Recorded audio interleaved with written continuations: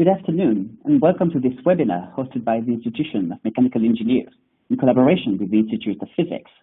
Today, we will be delving into the training of the clinical engineering workforce, hearing from two engineers who are now making a difference, be it in hospital or in preparing the next generation of clinical scientists. I am Sam Bena, and I'm going to be your host today. I am part of the IMechE Biomedical Engineering Division, where I overlook activities for young members. Today's webinar is part of an annual series of events we run on clinical engineering to highlight the contribution of engineers to healthcare. We also run a competition with the same objective, the Healthcare Technology Student and Early Career Awards. Within the division, we also organize lectures, conferences, and publish policy statements on bioengineering and its place in society. For example, the IMechE released 2 reports last year on how to improve healthcare technology adoption and how to train the engineering workforce in healthcare. It is on this second topic that we will be focusing today. COVID-19 brought into perspective the work of engineers to meet the challenges brought by the pandemic. Engineers and scientists rose to it to create vaccines, manufacture ventilators, or help to set up hospitals from the ground up. Their role has been crucial and also highlighted how diverse the skill set is, how innovative they need to be, despite working in one of the most regulated workplaces that is the hospital. We will hear first from Dr. Akinluyi, Chief Biomedical Engineer and Head of Clinical Engineering at Gavin St. Thomas's NHS Foundation Trust, who will walk us through his journey in clinical engineering and experience during the pandemic. Then, Dr. Emma Bowers, Program Director of the Scientist Training Program at the National School of Healthcare Science, will give us some insight into how this program has been designed to train the next generation of clinical scientists. But before hearing from our speakers, I would like to remind our audience that clinical engineering is quite a broad church, a very interdisciplinary one, as it is quite frequent that clinical engineers have a background in electrical and mechanical engineering, chemistry, math, or computing. Some of them also studied physics, and I would like to introduce Dr. Katarina Aristovich, early career lead for the medical physics group at the Institute of Physics, who will present some of the initiatives the IOP has put in place. Hi, Kat. Hello, and thank you for inviting me. Yes, my name is Kat, and I'm an early career member representative of Institute of Physics Medical Physics Group. So I'm here to talk to you a little bit about what IOP is doing and what Medical Physics Group is doing as well. So IOP is there to promote physics to general public and support those working in all physics, all the fields connected to physics. It has more than 50 special interest groups, and some of them are focused on physics fields such as physics of plasma, others on specific topics such as higher education and physics communication. And some of them are specific issues like, for example, how it is to be a woman in physics or on equality and diversity. Some of them have a wider spectrum, such as medical physics groups. So we are looking at how physics is translated into medical applications. Once you become a member of Institute of Physics, you can choose as many groups as you want. They're all free. So, but yes, as I said, the medical physics group is focused on how physics is translated into medicine and being used in healthcare. As you can see from my little presentation here, we are also collaborating with many different organizations such as IMechE, and that's why I'm here, and also IPEM, BIR, and a lot more. We are hosting events on our own as part of Institute of Physics, and we're also hosting joint events. We do annual translation meetings where we showcase best practice from physics that's been translated into healthcare. And if you join the Institute of Physics, you can find us on the website. On the website, you can subscribe to special interest groups, and you'll be receiving emails about all of our events. And to find out more about Institute of Physics, you can either scan the QR code that is on the screen and find out about us on the website, or follow us on Twitter. That's where we post our latest events. Thank you so much. Thank you very much, Kat. And now moving on to our first presentation from Dr. Akinluyi, Engineering and Healthcare System Design, My Journey in Progress. Dr. Akinluyi is the Chief Biomedical Engineer and Head of Clinical Engineering at Gavin St. Thomas's NHS Foundation Trust. She is a team and represents a wider network of engineers who all work to make the most of technology in his trust. He has doctorates in value modeling and in predictive analytics for healthcare system design, and is passionate about how engineers can contribute to an improved outcome for the population they serve. He was also the first clinical engineer to complete the highest specialist scientific training program, which trains and equips consultant clinical scientists and engineers. During the COVID-19 outbreak, he was among many engineers who had to show leadership within clinical engineering networks, working on various initiatives with and for the London CE network, NHS ENE, and Cabinet Office. His team rapidly implemented novel solutions to critical supply chain and technology adoption challenges.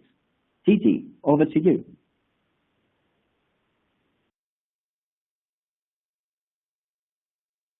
Good afternoon. My name's Dr. Didi Akinluyi. I'm the Head of Clinical Engineering and the Chief Biomedical Engineer at Guy's and St Thomas's NHS Foundation Trust. Hope this presentation will give you a bit more insight into what that actually means. It's got the title A Journey in Progress, and it's a bit of a play on words because I'm just going to share with you what my journey has been, but also it's about kind of the journey of clinical engineering as a profession and where it might go, which is quite interesting in the light of the pandemic and the shift that we've seen. But starting first with my journey, and like many engineers, I had an interest in how we contrive things to change situations, how we design, and that's the term I'd use for it, that's how I'd understand it. And I was really interested in how we can apply what we know to create and influence situations and try to bring about positive change. So that, as a child, that would be hobbies and interests. But in general, when it came to thinking about what might I do, it was this question. It was, what would it be like to influence the world around me for the better? And I will say that these questions that I pose on some of the slides are, I give my particular answer, but obviously lots of people have different answers to the same thing.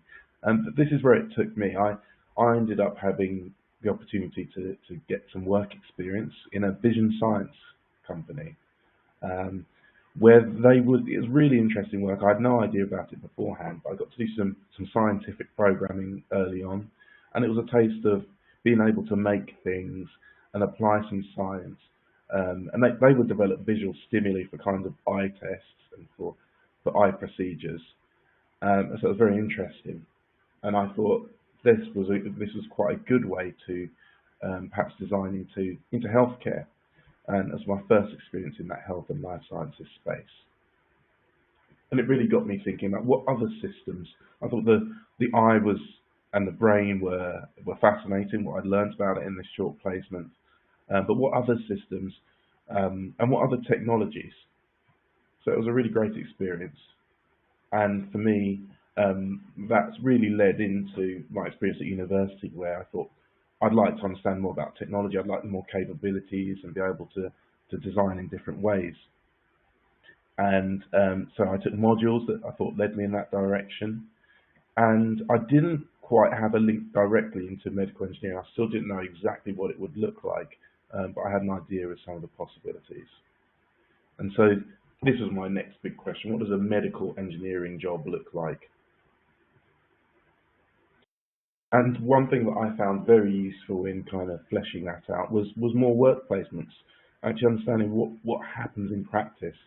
And for those younger listeners, I would definitely advocate this, trying to get some experience in different areas.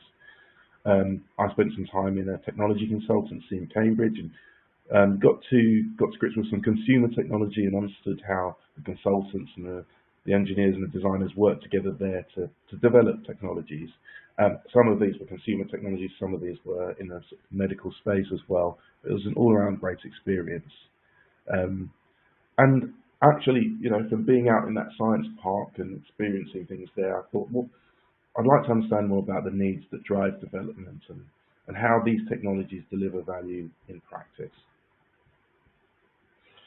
And so towards the end of my university experience, again, it was more placements, but this time with a non-profit called Engineering World Health. And it was looking at a very specific challenge, which was very medical, very philanthropic, and it was based around this statistic which is almost certainly out of date now, but still the effect is there. Is the fact about what about medical equipment in low resource settings. There's lots of donated equipment, but there was this challenge where very little of it was used, very little of it was sustainable. And so it was quite interesting to learn more about that challenge and actually to spend some time in Central America working in hospitals. My first hands-on experiences as a tech, trying to make things work and solve problems on a day-to-day basis. But it sort of opened my eyes to the reality that technologies really, medical technologies in particular, their use really depends on the system that they're deployed in. And often there are challenges based on circumstances. And in order to get the value from that technology, there's the device, but then there's the wider system as well. So that was this next question for me. How do we engineer better systems of delivery? And that theme has really sort of run through my career to date. And this is where I started this journey to become a clinical engineer, or which is one of the clinical scientist groups within the NHS. And I put a QR code there because the training program that I went on to is now recruiting. And so if you scan the QR code, which will be on the next few slides, you'll see some opportunities and be able to read some more about this. So I started this journey to understand how it would work in the NHS. And it was quite interesting because I found that many of the challenges I found out in Honduras, where I'd spent a couple of months, they were true, although they were also present, but they also took a slightly different form in a more resourced setting. And I won't go into this diagram on the right here, but it's just to say that this is the professional route that I stepped onto. It's essentially a grad scheme where you spend some years training, you do rotations, you experience different clinical scientist specialisms around clinical engineering in my case, and then later on you have opportunities to go through higher specialist training and eventually become a consultant clinical scientist, which is where I am now. But this whole career pathway is very important to the NHS, and I'll explain a little bit more about what clinical scientists are. Just to say that the route that I put in was just one route. There are others which are around scientific practitioners, and all of these things you can look at through the QR code and understand what different possibilities there are. I will also just point out that on the right you see there's a little grey box saying that there's a clinical academic career, and I think that's something that's really interesting about being an NHS clinical scientist and a clinical engineer, is that you're working in translation. There are research opportunities alongside your work, and often you might be involved in academic teaching as well, which is a great opportunity. So, what is a clinical scientist or clinical engineer? And some of the stats you'll see in the marketing information is that we make up 5% of the UK health workforce, but 80% of diagnoses can be attributed to their work. And I mean, there are a huge diversity within the clinical scientist body, and that 80% is spread across them. But it's just really to say that they are fundamental to healthcare. Healthcare is fundamentally driven by technology. It's driven by advancement and science. So of course, why wouldn't there be scientists and engineers as well as doctors and nurses driving the system forward?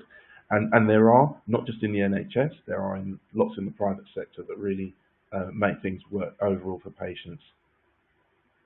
Clinical engineers are a group within that, and it can include engineers who branch into physiological measurements, where of course there are lots of engineering principles to the body, in technology development, and in healthcare technology management, which is what I described earlier. It's about designing and operating systems of delivery, technological capability. So how do we get the most out of technology?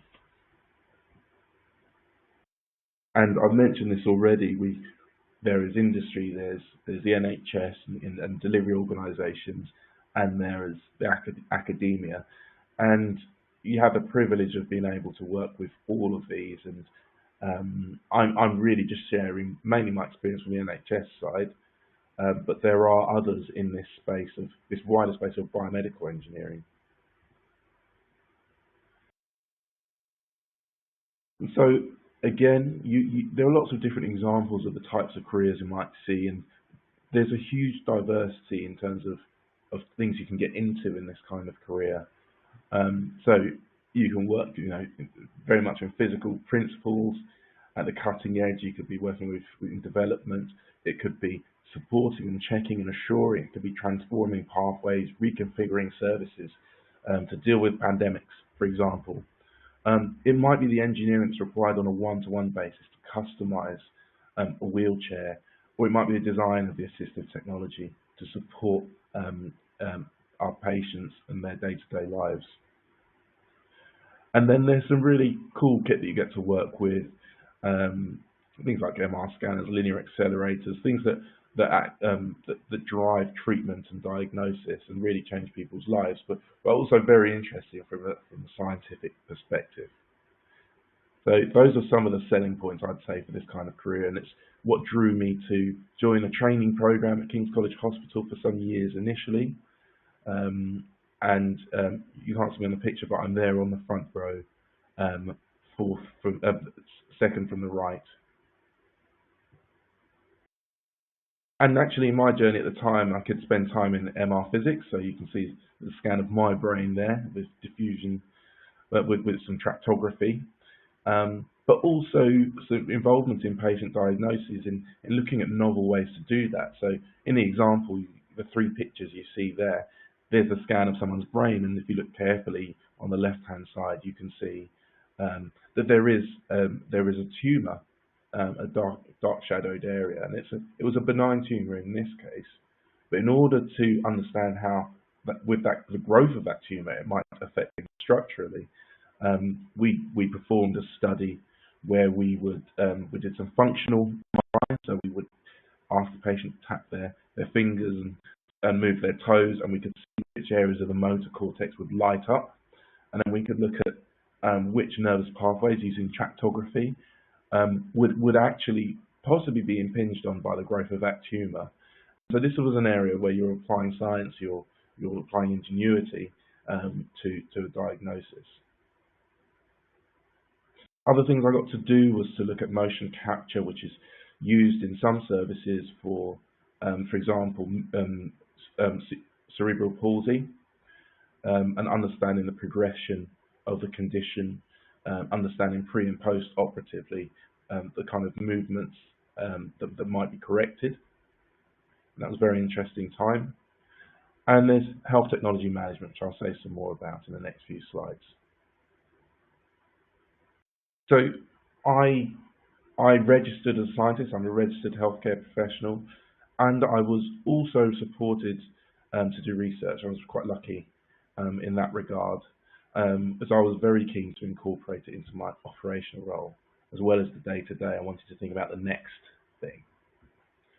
And so, pre-existing contacts from uni, I went back and looked at some topics that had really started to speak to me in terms of modelling value. So understanding, how do we know what the best thing to do is?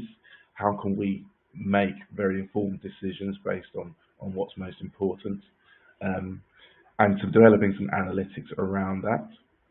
And I was in an unusual position where, having done that part-time, I would also get the opportunity to do a second doctorate, where I looked at how we can forecast outcomes, how can we use our data in this area to make better decisions, save money, deliver the technology more effectively, and so on. So I'm really privileged to have been able to do that.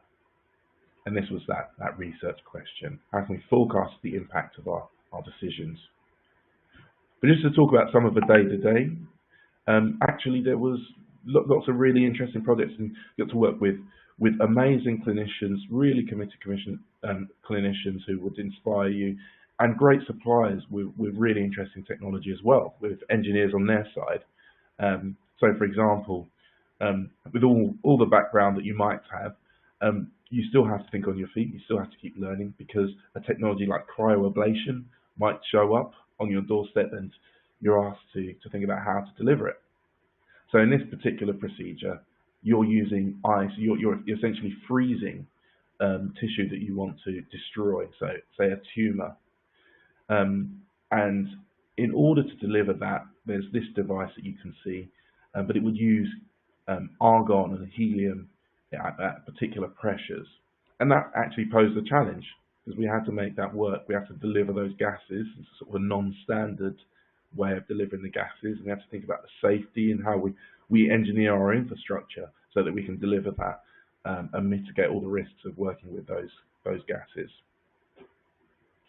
So a lot of what I'm thinking about in my work is, how can we do more? How can we do better? How do we deliver these projects more effectively? Another project that came in, completely different, is ex vivo normothermic perfusion, which was pumping donor blood through declined kidneys to make them more viable. And actually, how do you connect the kidney up to a circuit to pump that blood through, to maintain it and do that preparation before it can be transplanted? And I was involved working with some really inspirational consultants around that. These are the kinds of projects that you can work on, that they can move quite quickly from basic research into translation and into impact on people's lives. Again, how can we do more? How can we do better? And what do we need to do it? So eventually I became consultant clinical scientist and was chartered, and then I've become the head of clinical engineering. And again, this question became even more relevant, because now I had to think about a team of engineers and think about the way in which we delivered. Were there enough of us? The pace of change, could we enable more?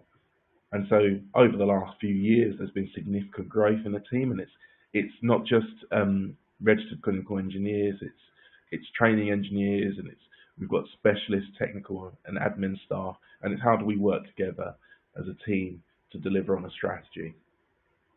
So that's me in my current role at the moment, leading that team. But obviously over the last couple of years, there have been some real challenges, and clinical engineers have really had to step up and deliver. And I won't go into too much detail, but just to say that we had to rapidly form networks to improve resource sharing. We had to evaluate unfamiliar technologies that were brought in large quantities, and we had to support the reconfiguration of services. And the third point should say that we established local and regional, national initiatives to try to make sure that the population had enough.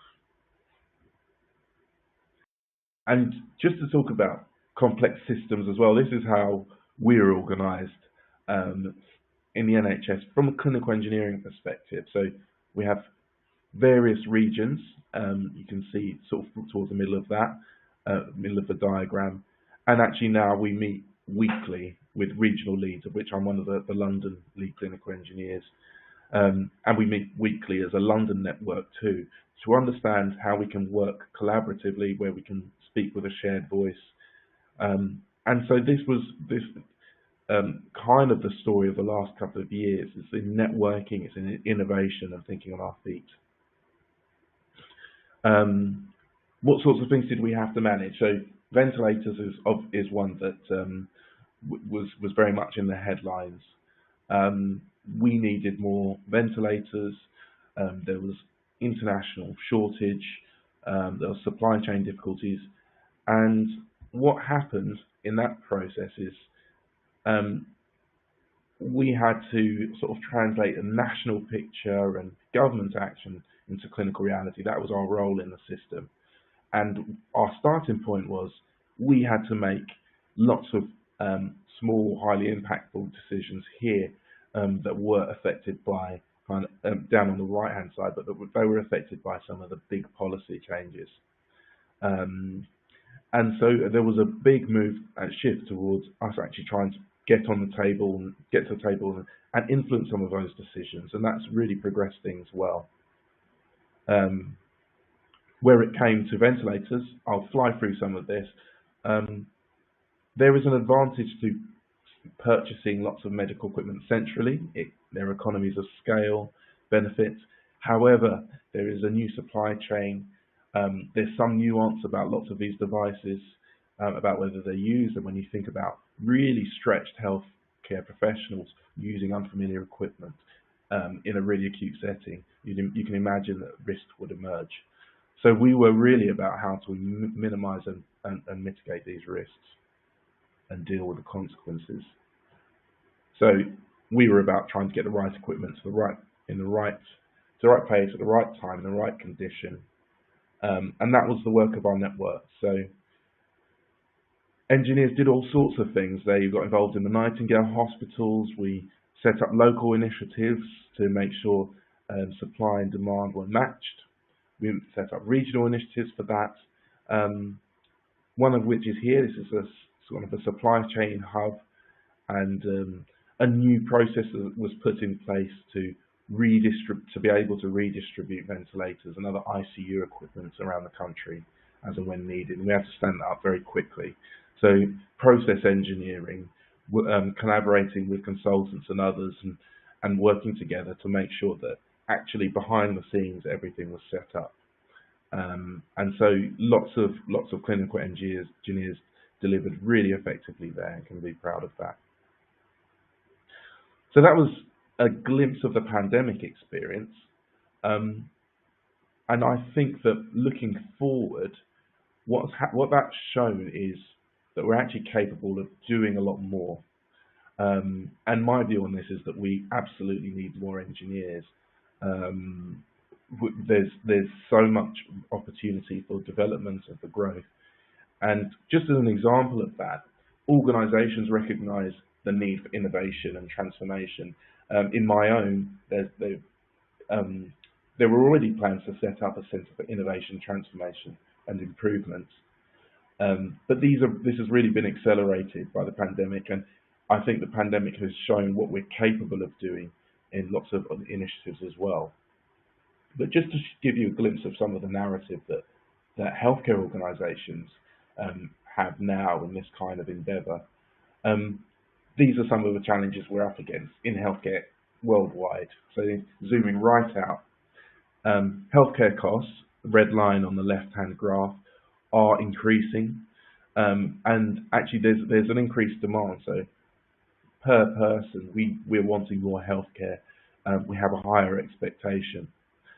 Whereas on the right-hand side, the demand, the amount of NHS staff that's required just to deliver the care is growing and growing, and we're not necessarily seeing that. So, I mean, one way you can look at this is that we need to look at different ways of working. We need to look at digital health. We need to look at deploying technologies in different ways.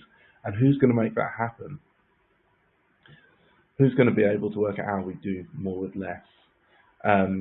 There are challenges and there are opportunities that need new ways of thinking. So waiting lists at a greater time are at record highs, and in ways to solve that and smart ways to reconfigure the system, engineers can play a really important role.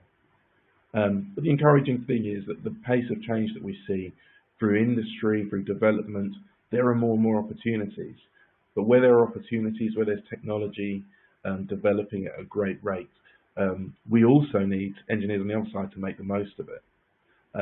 In many ways, you can think about our situation in the pandemic, our situation with innovation as being like what I'd experienced in Central America many years ago. You've got lots of supply. You need it to be sustainable and actually be usable. And to make that happen, there is a role for engineers there, not just in the development, but in the adoption and deployment.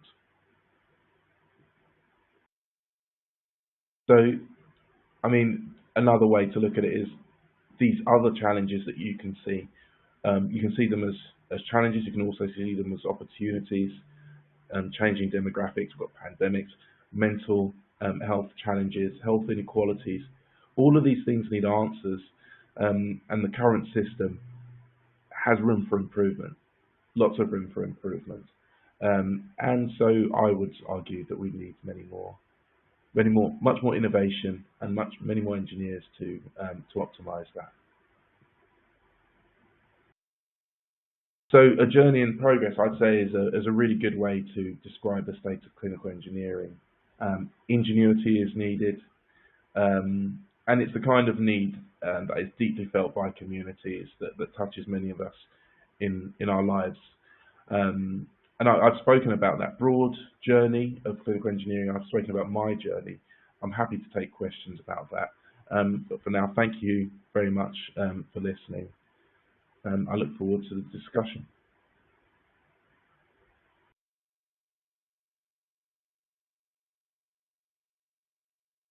Thank you very much, Didier, for this fascinating dive into your journey and the challenges you encountered during the current pandemics. We will take questions for your talk at the end of Emma's presentation during the roundtable. Moving on then to the next presentation from Emma, from Dr. Emma Bowers, Design and Training the Engineering Way. Emma embarked on an engineering career 25 years ago by gaining an ME in electronic engineering from the University of York. She quickly realized that she wanted to apply her skills within healthcare, so she completed the first part of her clinical science training at the Royal Free Hospital in London, and the second part at the Freeman Hospital in Newcastle. After gaining HCPC registration, she remained in Newcastle and completed a part-time PhD whilst working within clinical measurement and set up and managed the Northern Training Consortium. This has enabled 9 NHS trusts to work together to provide high-quality training at all levels for physical sciences. As a result of her work with the Northern Training Consortium, Emma has gathered evidence to show the importance of collaboration, both to enrich training experiences and to maximize training capacity. Emma's role is to deliver sustainable, high-quality healthcare for the future by ensuring healthcare science is embedded into the strategic planning for the North East, and by supporting STP trainees nationally so that they are able to reach their maximum potential. Emma, over to you.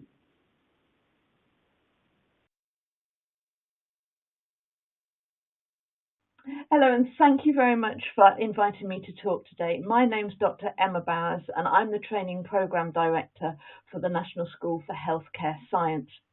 So I've been asked to talk about my career progression and also the training that we offer to clinical engineers.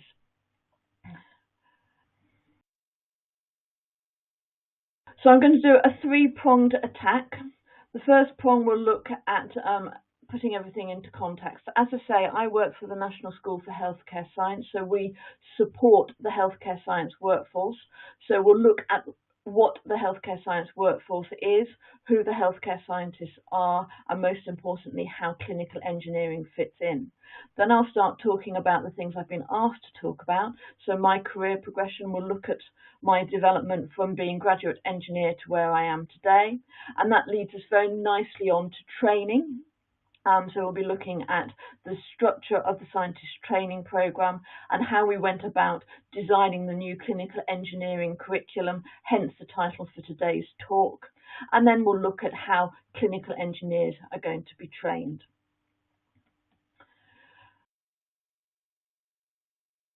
So what is the healthcare science workforce? There are over 60,000 people working within the healthcare science workforce, and that's 5% of the NHS workforce.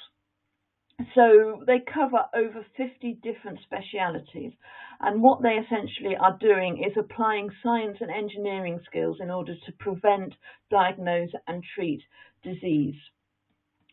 Now, of all the clinical decisions that occur in the NHS, 80% of them are influenced by healthcare science staff.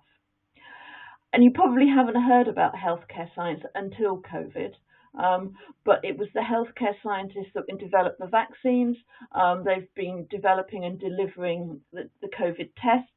They also met the ventilator challenge, and they've also supported the increased ITU beds in both the first and second waves of COVID. So who are these scientists? Again, I was talking about how we have 50 different specialisms, or we divide it into 3 different themes. So we've got life sciences, we've got physiological sciences, and we also have physical sciences. So traditionally, It's the life sciences that people sort of almost think of healthcare scientists. They're the ones who work in the labs. They've been doing an awful lot of work as a consequence of COVID. And another area that they're very big in is genetics, and this is an ever-growing part. The physiological sciences, they're very much more patient-facing. They take measurements straight from patients, so this can be anything from audiology, they can be prescribing technology in order to help people sleep. They can be analysing images of the heart and performing ultrasound scans of the heart. Could be other things like dynamics, like urodynamics and looking at flows, or neurophysiology and looking at nerve conduction speeds. And then we've also got the physical sciences, in which I'll concentrate more on here, the areas that we've got. Essentially, if you see a bit of kit in the hospital, there's going to be a clinical engineer somewhere nearby who's responsible for the maintenance and the repair of that kit when it doesn't work. Similarly, making sure that equipment does what equipment should do. So in this case, we've got a LINAC which generates radiation for radiotherapy treatments. Here we're ensuring that that machine is actually generating the amount of radiation that we have asked it to generate. Looking at analysing data, there's vast swathes of data across the NHS. We just don't have the manpower at the moment to be able to analyse, and how we can develop services will just be amazing once we've got that data analysed. So there's data being analysed all the time, and services are being developed as a consequence of that.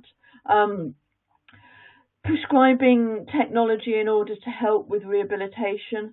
So this is, in this particular case, we're looking at the technology to prescribe rather than designing the technology itself. If you're interested in designing prosthetic legs or limbs of any kind, that happens outside of the NHS. It's much more prescribing them once they have been developed. And similarly, just looking at more straightforward devices like blood pressure monitors. These blood pressure monitors are now all over the community, and it's identifying the risks that those devices have, i.e. being dropped, and making sure that they're still actually measuring the correct level that they're meant to be measuring. We're also looking at X-ray machines, making sure that the radiation that is minimised and the imaging is that the quality of imaging is maximised. And finally, renal technology is another area of clinical engineering. But again, just as an example, in my department, we identified the need for a neonatal dialysis machine. If you look at this particular photograph, then you can see the tubes with all the blood in. Looking at a preterm baby, that's probably the amount of blood that they've got in the entire of their body, so they can't use a standard dialysis machine. So it was identifying a need and acting on it. So where does clinical engineering fit in? Well, I think you've probably picked up from now, all over the place really. So looking to make sure that the correct technology is used in the correct situation, being involved in a device life cycle, right from procurement right the way through to disposal, and also the development of the device right from identifying the need through to actually implementing it into service. So on to my career progression. I started as a graduate engineer. I came out of the University of York in 1996 with an MEng degree in electronic systems engineering. I was awarded a 2-1 and I knew I wanted to do research, and I knew I wanted to apply my skills directly to benefit society. So as a consequence, I concluded healthcare was an area that I was interested in. So I applied for an MRC funded place at the University of Surrey, where I graduated in 1996 with an MSc in medical physics. And at that point in time, I realised I still wanted to do research, and I still wanted to apply my skills directly to directly benefit society. So I applied for a basic training post, which was what you did way back then. Now you would apply for a scientist training program post, and I'm awarded one by the Royal Free. So I worked for them for just over 2 years, where I completed what was then the IPEM diploma. And so the areas that I looked at was computer science, physiological measurement, and ionizing radiation. And in order to get my IPEM dip, I had to submit 3 printed portfolios, and I also had to sit 3 separate vivas. Towards the end of my training, I noticed that there was an advert for a job that I would love to have done in about 15, 20 years' time, but I knew I didn't have the qualifications to do that job at that point in time. So the job was actually based up in Newcastle, so I phoned Newcastle up to say, could they advise me as to how I needed to develop my career in order to be able to apply for that job when the time was right. So they invited me up to have a chat to them, and the long and the short of that chat was they offered me a research post. So at the research post I did for 3 years. I got it to incorporate my higher training, which was great, and it was funded in part by the British Heart Foundation and also the Newcastle upon Tyne Hospital's charity funds. And during this time, I was able to submit my first research paper and also present at 4 national conferences. I also used the time to be able to plan a PhD and also apply for funding for my PhD.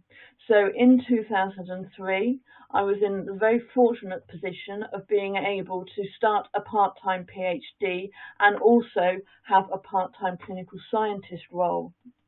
So in these 5 years, I was funded by a fellowship awarded by IPEM, and I also managed to get that paper published that I submitted in 2003, and then 2 more papers followed on.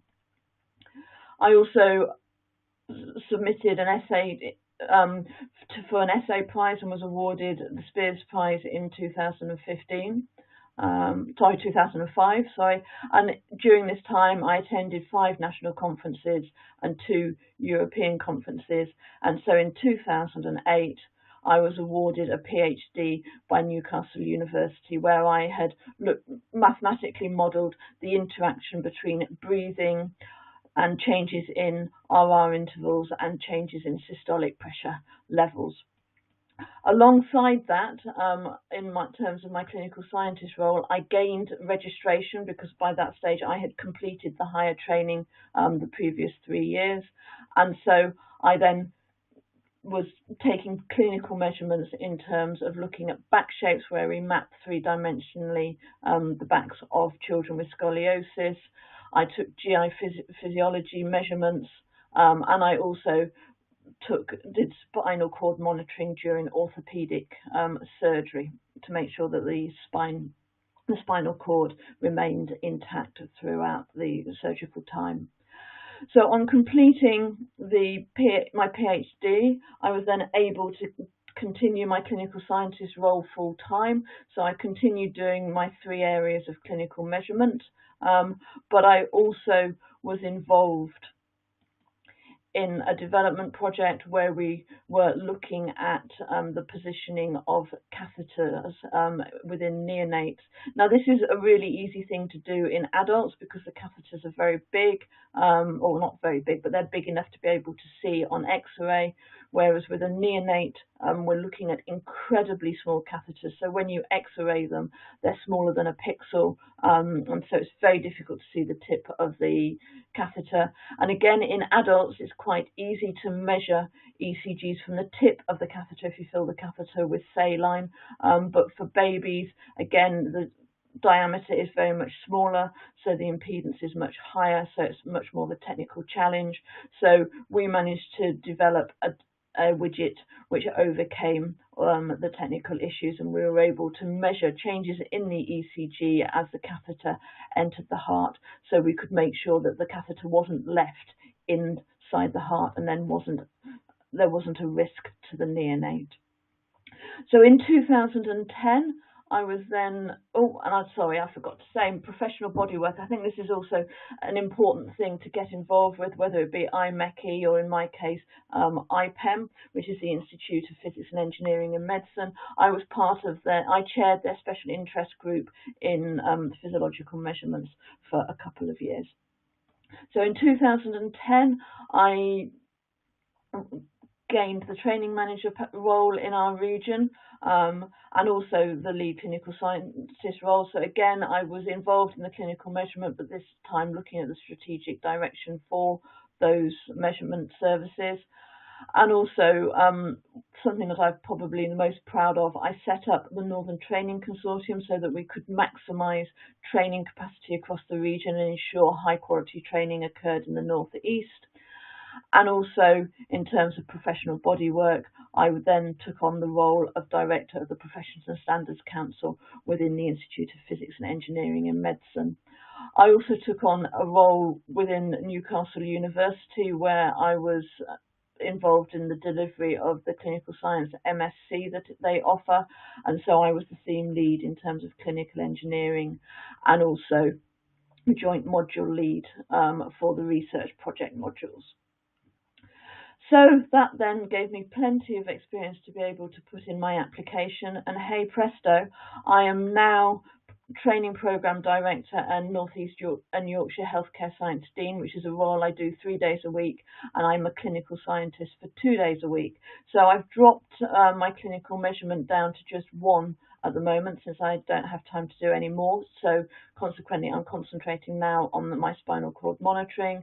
And then in terms of the Training Programme Director role, I provide national support for the scientist training programme that we'll be going on to talk about in a couple of seconds. And in terms of my North East and Yorkshire Healthcare Science Dean role, I'm ensuring that we've got a healthcare science workforce who are trained adequately such that they can deliver the NHS strategy that has been developed, so we have a workforce fit for purpose in sort of 10 to 15 years' time. So in terms of training, so we're talking about the scientist training programme. The National School offers a series of different training programmes depending on level and experience, but I want to talk to you today about our graduate programme, which we will refer to as STP, the Scientist Training Programme, which is essentially akin to my basic training that I did at the Royal Free and the higher training that I did earlier on in my career, since it leads on to registration to become a clinical scientist. So the structure of the scientist training programme now is it's a 3-year supernumerary course. So you are there as a supernumerary to complete your training. In the first year, you'll have a short period of induction. You may well go to university for a period of time, and then you'll have 4 different rotations to complete in your first year. In the second and third year, you then will complete your speciality training.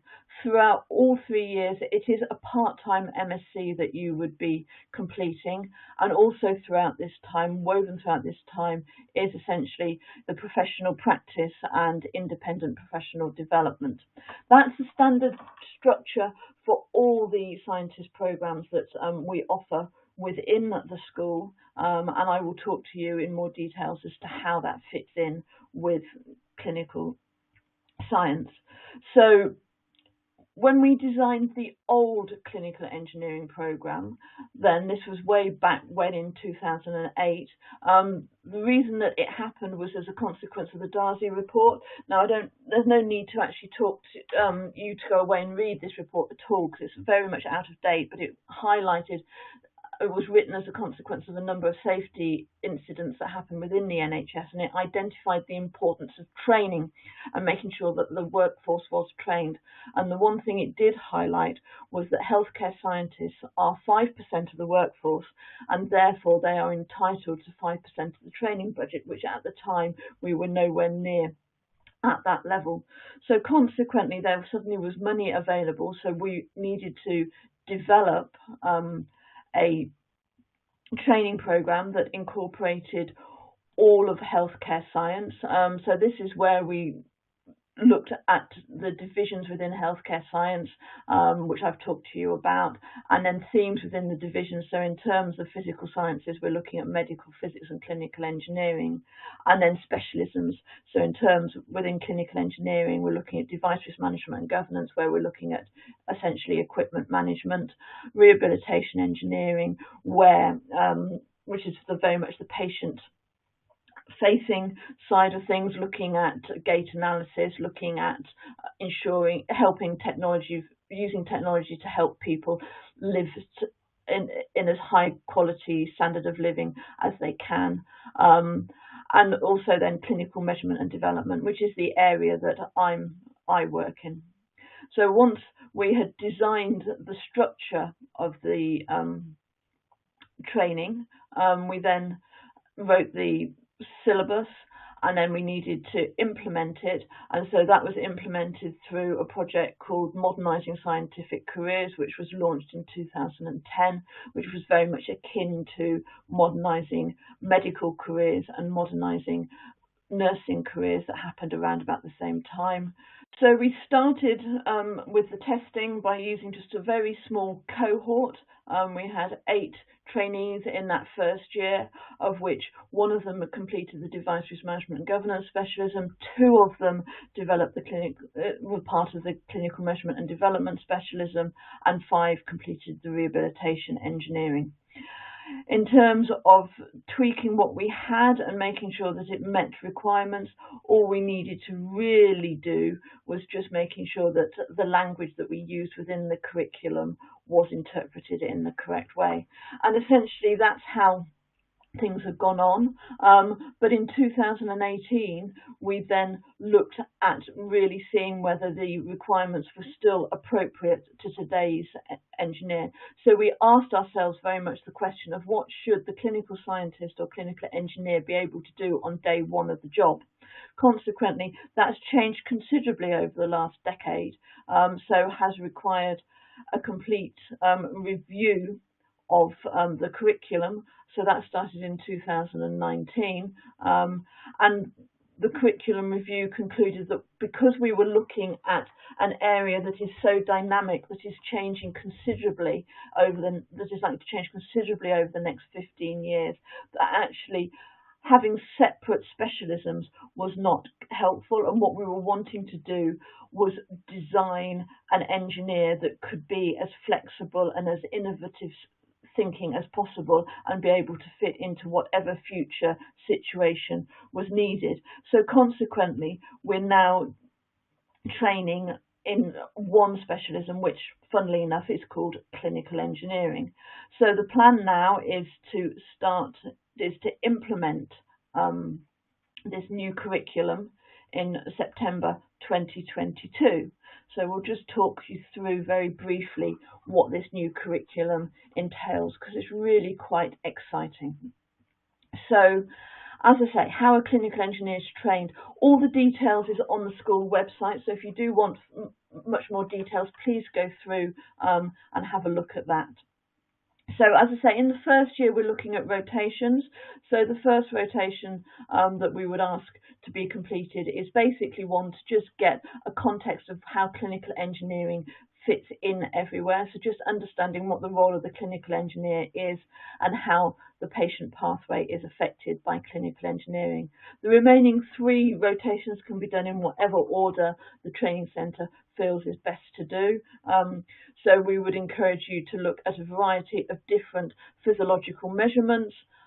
We would also invite you to work with some clinical scientific computing, because like everything, everybody's skills overlaps, and clinical engineers need computing skills and computer scientists need engineering skills. So it's something that we work together very closely with. And similarly, medical physics also works very closely with clinical engineering. So it's really important that we understand what they do and they understand what we do. So that leads to a really nice broad foundation in the first year, and then in the second and third years where you're specialising, again we are looking at trying to train the future the future clinical engineer. So we're looking at all sorts of things that we reckon are going to change in the future. So there's going to be far more medical devices that are software based. So again, there's quite a lot of training within that side of things, and also understanding how management of technology is going to occur in the future. Similarly, looking at the analysis of data. So this is really very much putting the clinical engineer into the future so that we can look at the best ways of dealing with the data that we record. And then in the third year, we're looking at trainees actually taking part in innovation and developing some kind of innovation project with the support of their department and going through the design stages. And then finally, looking at the patient-facing aspects for clinical engineering.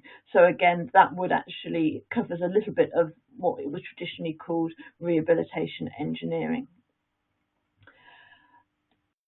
The other part that I say that weaves through the 3 years of clinical engineering training is professional practice, and also there'll be a certain amount of research skills and support for your MSc project, which is all part and parcel of attending university. But your MSc project is done within the workplace, so it is a very relevant project for you and your workplace to complete.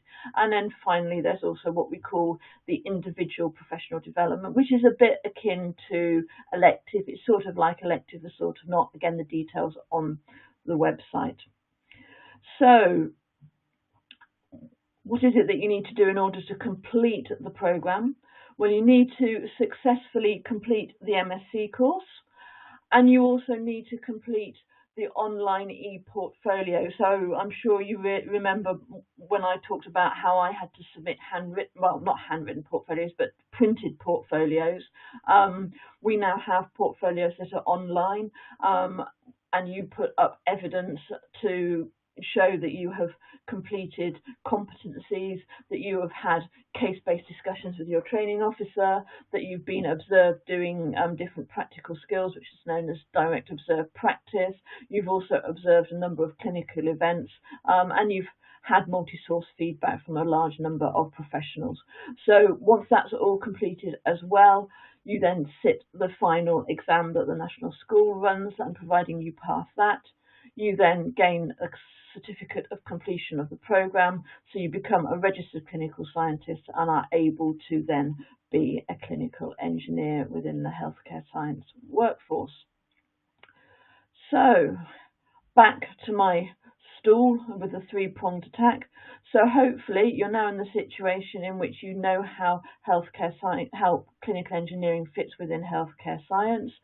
You saw my career progression, so I would very much urge you to apply for fellowships, enter competitions for prizes, ask about jobs and ask for opportunities, and to get involved in professional body work, which all gives you good grounding for applying for those senior roles as your career develops. And then finally, in terms of training, you'll see the design principles can be applied to concepts as well as the physical objects. The scientist training program is a funded 3-year training program. Applications are currently open at the moment to start the training program in September 2022. They close on the 1st of February. Go to the website and have a look if you're interested. So thanks very much for listening, and I look forward to taking your questions. Thanks a lot.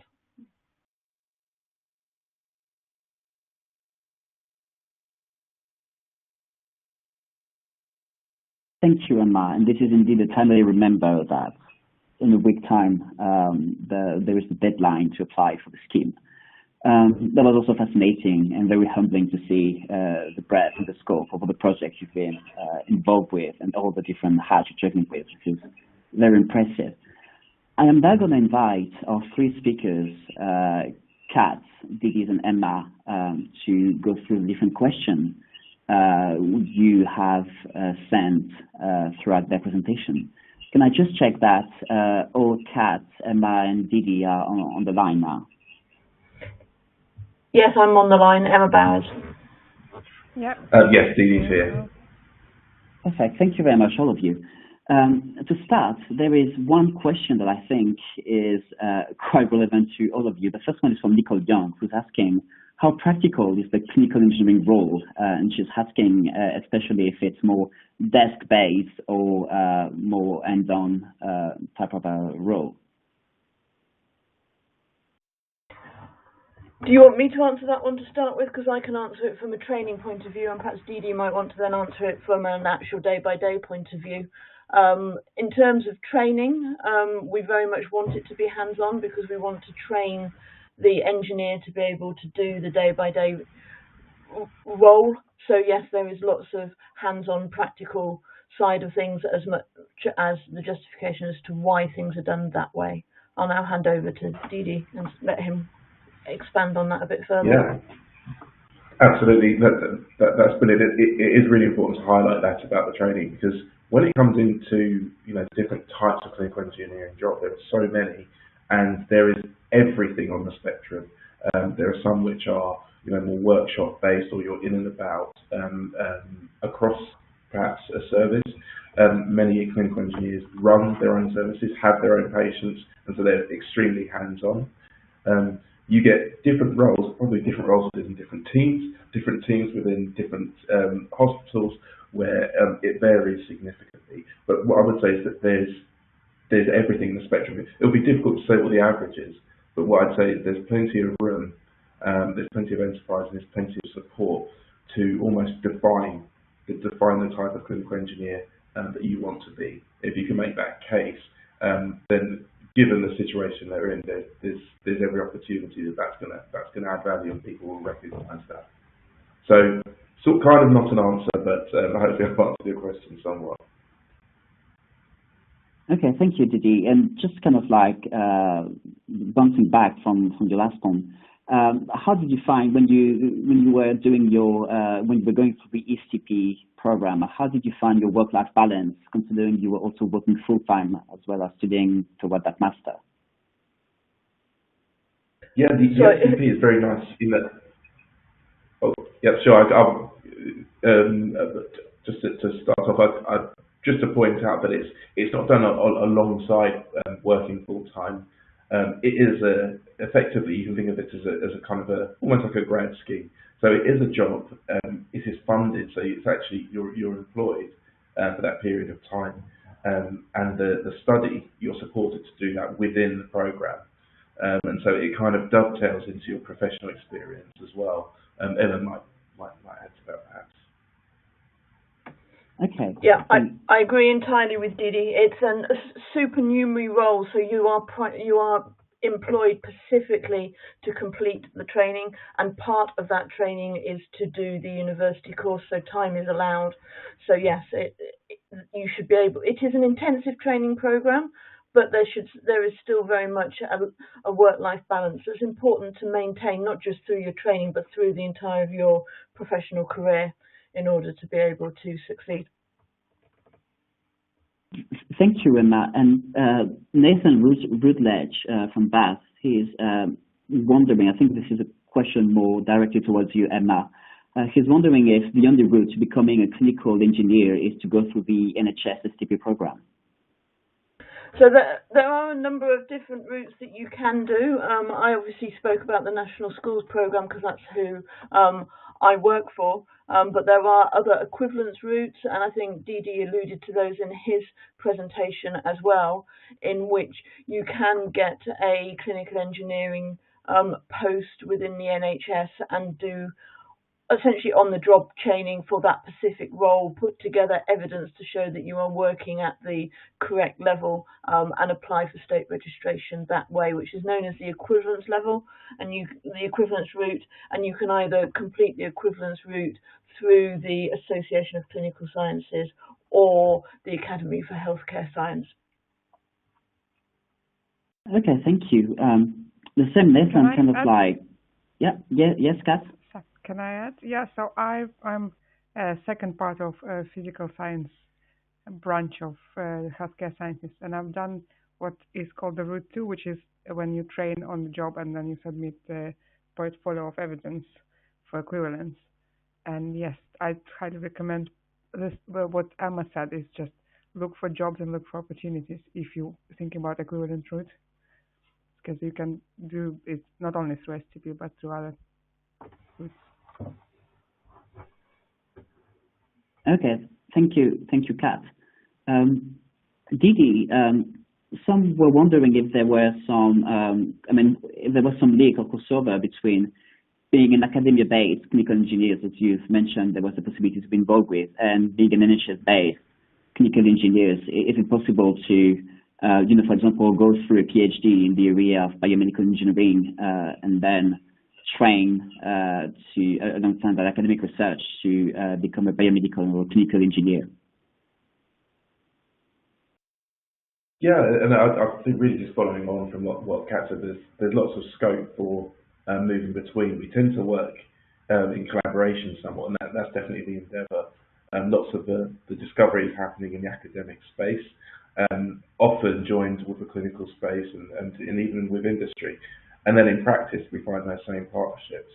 In terms of contrast between them, I mean, I'm conscious that I have one particular perspective, but it seems to me that broadly you find the same kinds of people in the different groups. So if you're talking about industry, you're still talking about engineers who are committed to change.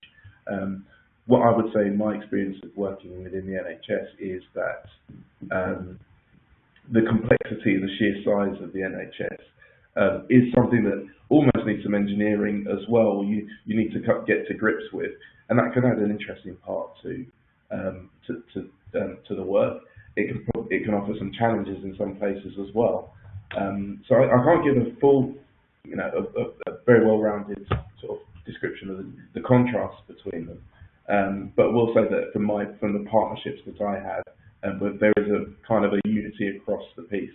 But I very much benefited from going through the STP type program, because it did give me exposure in a number of different areas within a relatively short time. And you were also talking at the start of your presentation about the possibility of doing placements before going into the type of program. Could you kind of compare whether the two experience working in a medical engineering company compare with being a clinical engineer within the NHS? Yes, I mean, I think that it's quite different in that working with the NHS, certainly in my type of role, and again, it varies because it's so diverse. Lots of the work you're doing is simply within your remit. It wouldn't be anyone else, sort of kind of an engineer's outside, where you're dealing very much with that deployment of technology. You're dealing with the end users, and there are lots of really exciting things about that when it comes to a design perspective, because you see the need, you see the technology in application, and where, for example, for research, you're really craving the data, the exposure. We have that every day, but it comes with responsibilities to keep systems going and keep kind of the business as usual going too. So there's a caretaking aspect to it, whether you're running your own service or you're supporting other services. I hope that answer makes sense. I think it does. I think it does brilliantly answer to that question's point. Emma, I think this one is actually more directed towards you, since you have a broad understanding of the program for being involved with its running. Do you know if there's any opportunity for MedTech company to kind of help and support the training of clinical engineers? So, MedTech, I think it's very important. I'm sure Didi will also back up that we do a lot of work with MedTech companies as being a clinical engineer. So I think we would be looking at encouraging trainees who, I was talking about how there's the professional foundation and the independent professional development woven through the 3 years of course. The independent professional development is kind of a evolution on the elective that we used to offer in the past generation of STP training. And I think we would certainly be encouraging clinical engineers to be looking perhaps at MedTech involvement in that part of their training. So yes, I definitely would be for getting that all-round training experience, I would certainly be encouraging trainees to look at that as an option. So it would be great if medtech companies could support any trainees who might approach them to say, could they spend some time with them? Thank you, Emma. Just going back to Diggers, we've got a question from Stavros Nika, who's asking what is required to obtain the title of consultant in clinical engineering without choosing the HSST route, such as like you did. Yeah, it's a very good question. I think that the notion of a consultant in clinical engineering is one that's developed somewhat. And I think that the introduction of the higher scientific specialist, that's the HSST route, is partly in recognition that then there would be some standardization across it and there would be kind of an official stamp. Previously, I think it's been more associated with the banding, by which we mean effectively the salary and seniority of the clinical engineer, without necessarily a well-charted route to how to get there. So going outside that, there is an equivalence process for for the higher scientific specialist register. I'm certain there are those who claim the title of consultant clinical engineer without that equivalence. But we're kind of in that turning point where that change is coming into effect. And I found it quite useful in different settings, because often as engineers we're working very much in multidisciplinary teams. We're working with consultants, medical consultants of different descriptions, working with clinicians. And in this kind of medical setting, the idea of consultant means something. It's something that is more recognisable to them, and so it immediately helps, perhaps opens the door in some discussions. And equally, you could say that with having a PhD, that what's it useful for? Actually, the process of getting it imbues you with lots of training, teaching, and experience. So I think that's part of it as well. Thank you very much, JD. I think this slowly is bringing us toward the end of this webinar. Just before ending it, I'm just going to ask each one of you if there's anything you would like to say that you feel like we've been missing up to now.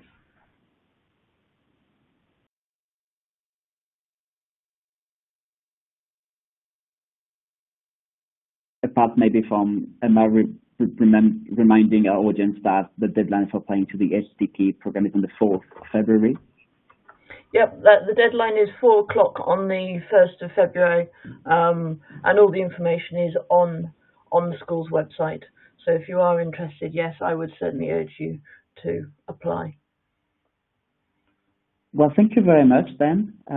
Thank you to the three of you, Kat, Didi, and Emma, for making the time to talk to us and dive into your experience within clinical engineering and all the various activities you've been involved with up to now.